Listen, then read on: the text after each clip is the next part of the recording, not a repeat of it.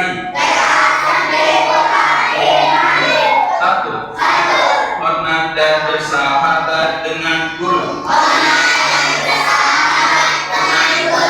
Dua, mencintai ilmu dan ulama.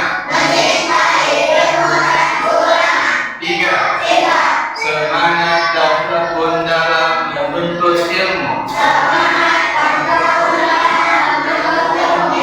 Empat, beramal berdasarkan ilmu.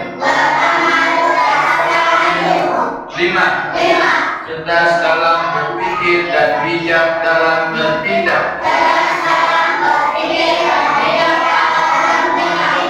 Enam, selaras ucapan dengan perbuatan. Tujuh, bertambah ilmu, bertambah takut kepada Allah. Delapan, bertambah hafalan, bertambah mulia akhlak. Sembilan, semakin lama belajar semakin rendah hati. Sakti Utak Cimahi.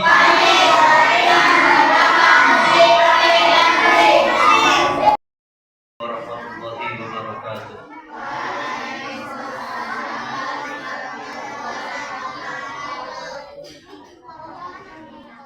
Alhamdulillahilladzi faddalana ala katsirin min ibadihi al-mu'minin.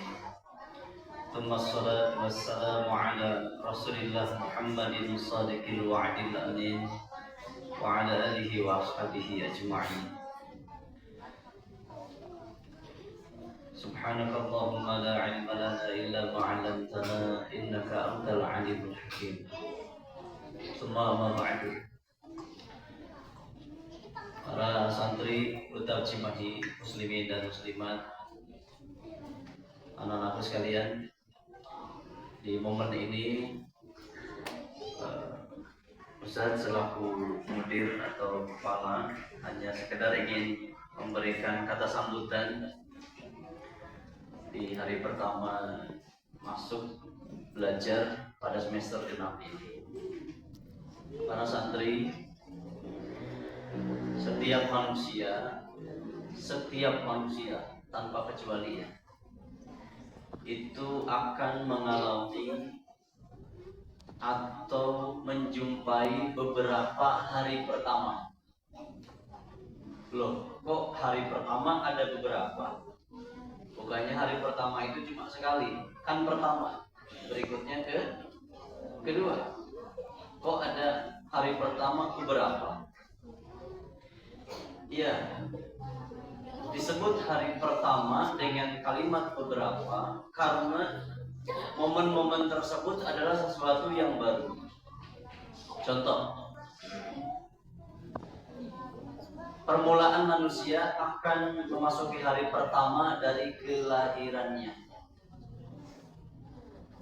Bahkan jauh sebelum itu ada hari pertama ruh dimasukkan ke jasad waktu di dalam rahim ibu kita dulu. Namun itu Ustaz gak masukkan hitungan. Hari pertama kita kapan?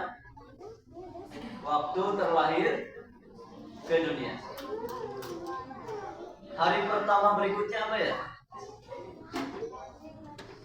Yaitu hari pertama ketika kalau usianya sampai, mungkin hari pertama menikah. Ada hari pertama di alam barzakh. Ada hari pertama di ba'ats, hari kebangkitan. Ada hari pertama masuk surga. Nah, jauh sebelum kita masuki jenjang-jenjang atau momen tadi, ternyata di kehidupan dunia ini kita juga memasuki hari pertama lainnya, yaitu hari pertama belajar pada setiap semester atau tahun ajaran. Ini momennya. Layaknya hari pertama yang lain, Hari pertama itu selalu memberikan kejutan. Waktu terlahir ke dunia pertama kali kita terkejut, akhirnya menangis. Karena itu kalau ada bayi yang terlahir tidak menangis, dianggap tidak normal. Meski harus nangis, tapi jangan dicubit ya kalau adiknya lahir. Menangisnya bayi dalam hadis itu karena sentuhan syaitan. Kita harus mengimani apa yang Rasulullah kabarkan lewat hadis. Namun dalam hal yang lain, menangisnya bayi itu pertanda baik, normalnya kehidupan, sekaligus tanda kalau dia kaget lahir ke alam dunia. Waktu di rahim dia hidup, dia makan dari tali ari-ari yang tersambung pada ibunya. Dengan itu ya hidup, namun tidak bernafas. Kita di rahim hidup, makan, tapi tidak bernafas, tidak pula buang air. Pas lahir ke dunia harus bernafas, kaget. Waktu di rahim nahan nafas, tapi bisa hidup. Makan, gak buang air.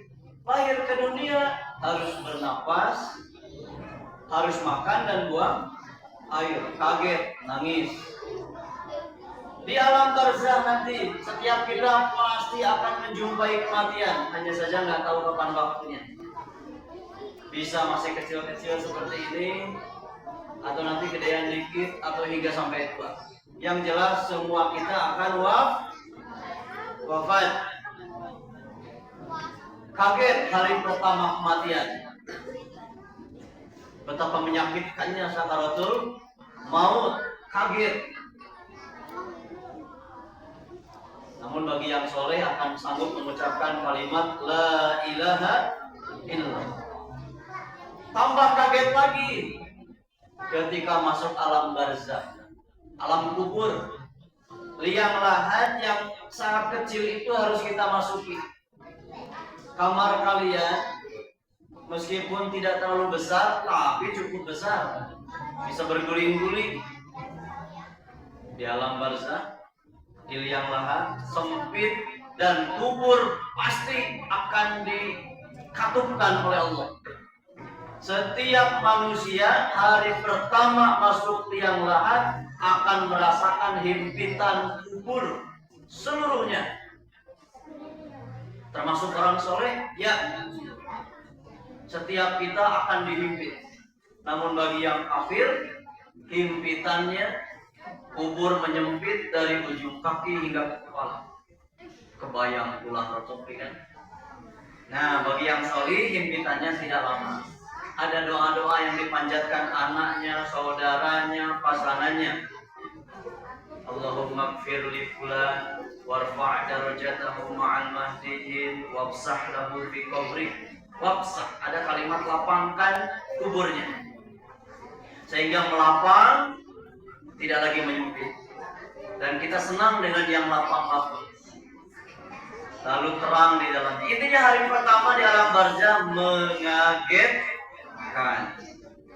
Termasuk hari pertama belajar setelah libur biasanya juga mengagetkan. Kaget tidak ini ketemu guru-guru? Tidak.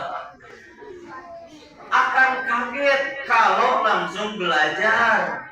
Tiba-tiba pas masuk hari pertama langsung ziyadah, ya kan? Langsung belajar rumus tertentu. Ada tugas-tugas, kaget. Selayaknya olahraga, paham olahraga? Supaya badan tidak cedera, tidak terluka, maka olahraga biasanya diawali dengan pemanasan, peregangan, pelenturan supaya tidak cedera. Gak biasa olahraga, tiba-tiba sprint 100 meter atau push up langsung 100 kali. Itu bukan hebat, karena setelahnya akan cedera otot, cedera tulang, dan sebagainya. Perlu pemanasan.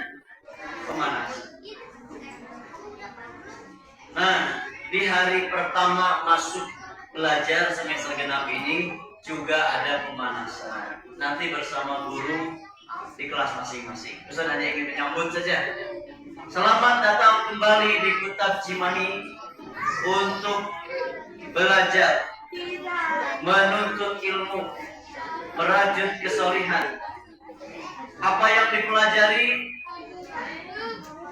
Bagaimana beriman kepada Allah, bagaimana meneladani Rasulullah, bagaimana mencintai Al-Quran, dan tentu saja bagaimana menerapkan akhlak-akhlak mulia. Ini akan dipelajari di Kutab bersama rekan-rekan semua kepada para guru masing-masing. Selamat belajar, semoga waktunya berkah. Allah mudahkan kalian memahami ilmu. Terakhir, sekarang tanggal 6 Rajab bersamaan 6 Januari. Kalender Hijriahnya ada yang tahu tahun berapa? 1446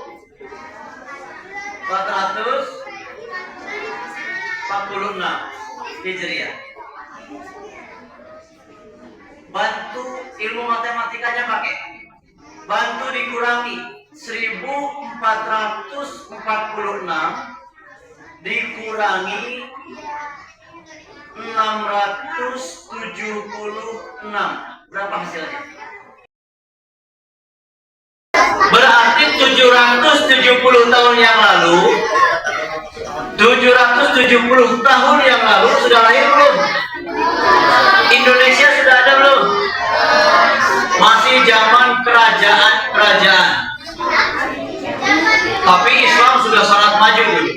Ada seorang ulama baru wafat. Namanya Imam Nawawi. Nama aslinya Yahya bin Syaraf An-Nawawi. Laqabnya Abu Zakaria. Gelar keilmuannya Muhyiddin. Selayaknya manusia pada umumnya, Imam Nawawi pernah kecil seperti kalian. Pernah kecil. Bapaknya pedagang. Syaraf nama bapaknya. Beliau pedagang, punya toko. Siapa yang bapaknya pedagang di sini? Wah, banyak pedagang. Punya toko. Imam Nawawi kecil. Yahya ini ada yang namanya Yahya di sini siapa? Ada. Itu juga pernah dibully, pernah mendapatkan apa? Bulian dari siapa? Teman-teman sebaya. Dibulinya bagaimana? Dibully bukan dengan perkataan, tapi dibully secara sikap. Nah, yang menarik, apa alasan Imam Nawawi kecil dibully oleh teman-temannya? Waktu umur 7 tahun, 7 tahun berarti awal 3. Awal 3. Imam Nawawi disamper bahasa Indonesianya apa ya? Dijemput oleh teman-temannya. Ya, main yuk. Ya, ayo main. Ya nggak mau. Kalau kalian mah nggak usah diajak, disuruh yang ngajak. Ya diajak main nggak mau. Tapi bapaknya ngomong, ayo ya main sama teman-temanku. Dan waktu itu belum ada gadget, toh main YouTube baik, toh HP enggak ada. Ayo main. Ya terpaksa main sama teman-temannya, ikut keluar. Ya udah, tuh ayo terpaksa main lah. Tapi ya tuh nggak asik diajak mainnya. Diajak lari, diajak main bola, yang nggak mau diem, yang nggak mau main. Akhirnya teman-temannya, ya mah nggak asik, kita kucilkan yuk. Dia keluar ikut main, tapi teman-temannya membuli, nggak diajak main lagi ya. dikucilkan. Yahya juga manusia, aduh aku dikucilin, woy. Gitu. Dia sendiri juga dikucilkan teman-temannya. Namun dia menyendiri akhirnya. Dia meninggalkan teman-temannya sedang main menyendiri. Sambil nunggu air matanya juga keluar, ya sedih juga. Salah sendiri ya. Namun dia mengeluarkan mushaf dari sakunya. Jadi waktu itu mushaf sudah ada yang versi saku ternyata. Namun belum ada yang PDF ya. Dari saku dikeluarin. Dia menghabiskan waktunya untuk membaca Al-Quran. Saban waktu yang dia buka Al-Quran.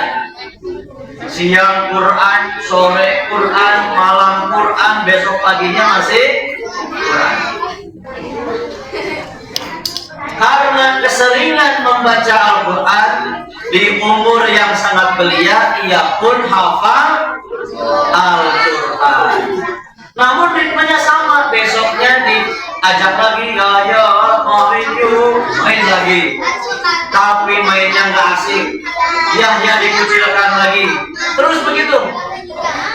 Suatu hari ada seorang ulama sedang lewat. Disebut Nawawi itu karena beliau lahir di daerah Nawa namanya. Nawa itu di daerah Suriah. Suriah sekarang terlepas dari rezim fasad. Namun pemerintahan yang baru nggak tahu siapa dia. Apa Mbak Allah? Para santri sekalian. Ya Mbak Allah juga ya. Ulama ini melihat anak kecil menyendiri menjauhi teman-temannya dan asik dengan Quran. Dengan basyirah ulama ini yang melihat anak ini spesial. Ini calon ulama, terlihat kecerdasannya, lalu kesungguhannya. Diikutilah kemana anak ini pulang. Setelah agak sore dia pulang, si anak ini pulang, diikuti oleh ulama ini. Siapa namanya saudara? Kemudian ketuk pintu. Assalamualaikum. Ya, siapa? Syaraf. Ada perlu apa? Anda datang ke rumah saya? Boleh saya bicara? Apakah Anda anak dari apakah Anda punya anak laki-laki masih kecil? Ya, saya punya. Bolehkah saya berbicara dengan Anda terkait anak Anda? Ada apa dengan anak saya? Apakah dia melakukan sesuatu kesalahan? Tidak, justru kabar gembira. Apakah boleh saya berbicara dengan anak di dalam? Silakan masuk. Disuguhi air sebagian. Ada perlu apa, Tuan? Datang ke rumah saya dan bawa kabar tentang anak saya. Begini Pak Syaraf, Yahya anak Anda itu dimohon dijaga baik-baik. Dia akan menjadi ulama besar dan orang akan mengambil manfaat dari anakmu. Orang banyak akan mengambil manfaat dari anakmu. Syaraf kaget dengar ini dan bertanya, apakah Anda peramal? Tidak. Bahkan mudah-mudahan itu petunjuk Allah. Ya. Bukan. Bahkan mudah-mudahan itu petunjuk dari Allah. Akhirnya Syaraf betul-betul melakukan penjagaan dan berkata pada ulama ini, Tuan, dengarkan dan saksikan kalau saya akan betul-betul menjaga anak saya. Saya akan biayai dia untuk belajar. Maka Yahya bin Syaraf An-Nawawi ini belajar di waktu mudanya ke Madrasah Ar-Rahawiyah. Karena yang mendirikan adalah Ibnu Rawahah. Jadi madrasah dulu namanya Rahawiyah. Belajar beberapa kitab. Dalam hitungan bulan kitab fikih dilahapnya, ilmu kalam dilahapnya. Apalagi Quran sudah selesai sebelum dia masuk madrasah. Dan betul, di kemudian hari beliau di usia mudanya, usia 20, usia 25, usia 30, sudah jadi ulama besar, lintas madhab, dan di usia 46 tahun beliau membuat karya lebih dari 40 kitab yang fenomenal. Dengan kata lain, para santri, ciri orang yang akan jadi mulia dan ulama besar adalah kecintaannya dan interaksinya dengan Al-Quran semenjak kecil yang intensif. Jika di antara kalian ada yang senang membaca Quran, meskipun diajak teman-temannya, nih ini kan waktunya istirahat, ayo main, kita lari lagi. Kita lari, tapi Hanif, enggak, malah buka Quran. Para santri, Ustaz hanya berharap di waktu muda kalian yang tidak panjang ini, waktu muda kecil ini kan hanya berapa tahun ya? Dari mulai mumayyiz, anggaplah mumayyiz sampai dengan amrod itu hanya 5 tahunan atau 10 tahun, gak lama. Mudah-mudahan di rentang 1 dekade ini atau setengahnya kalian bisa melatih diri mencintai Al-Quran, berinteraksi dengannya seintensif mungkin hingga Allah menakdirkan kalian hafal dan menjadi ahli. Allahumma. Selamat belajar. Sudah pukul 8 kurang 7 menit. Nanti di kelas kalian akan dieksplor oleh para guru, bisa bercerita, berceloteh tentang pengalaman libur kalian. Mudah-mudahan berkah dan bernilai ibadah. 1 semester ke depan kita akan menghadapi bulan Ramadan, kemudian panen tasbih dan kenaikan kelas. Maka belajarlah yang sungguh-sungguh, karena siapa yang tidak mencapai level, kalian tidak akan naik kelas. Kalau Gaza tidak sesuai dengan kriteria, tidak naik kelas, tetap akan di koloni 1 disusul oleh adik kelas. Koloni 4 gak lulus, tidak bisa melanjutkan ke jenjang berikutnya kalau tidak sesuai standar. Maka belajar yang sungguh-sungguh, bisa baca atau belum, bisa tulis atau belum, hafal minimal 3 juz atau tidak Al-Quran, baca Qurannya benar atau belum, akhlaknya, nih akhlaknya, kemudian apalagi ibadahnya. Kalau di bawah standar, koloni 4 tidak lulus, koloni 3 nggak naik kelas, 3 dengan koloni 1. Wais, mau tinggal kelas, harus naik. Sebagaimana umur tambahan, makan porsinya juga nambah. Maka belajar yang sungguh mohon pertolongan pada Allah.